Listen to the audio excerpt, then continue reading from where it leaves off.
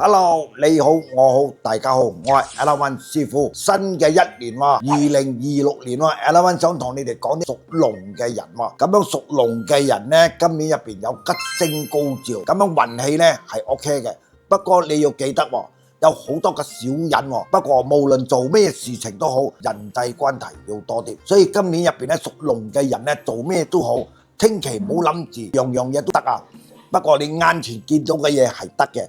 不過對尾落嚟嚟講，都會俾凶星影響到你自己。屬龍嘅人呢，就係非常嘅小心啦。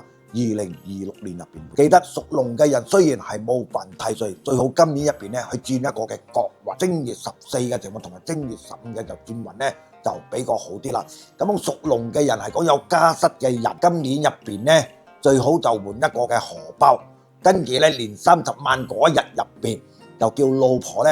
就要包108抽俾你啦，年30晚嘅情況，明白冇？包108抽俾，點解要包啊？老婆係屬水噶嘛，水就為財啊嘛，所以呢，我講年30晚嘅就老婆記得要包108抽俾自己嘅老公，咁樣樣呢，年初7人日嘅時候呢，就要記得噶啦，老公又要包翻俾嘅老婆啦，包翻幾多錢啊？208蚊啦，祝福老婆呢身體健康，財運滾滾嚟旺自己嘅老公。所以呢，我係講到你佢嘅顏色喎，咩色啊？黃色啦、白色啦、藍色。咁樣你嘅號碼係咩號碼？係2號同埋嘅4號。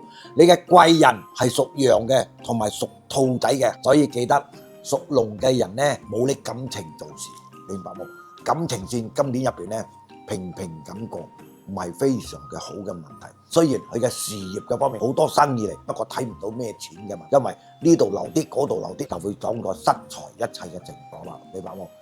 我係講到呢度啫，所以屬龍嘅人呢，今年入邊呢，做咩事情都好，都愛留意一切，我係講到呢度啫，拜拜。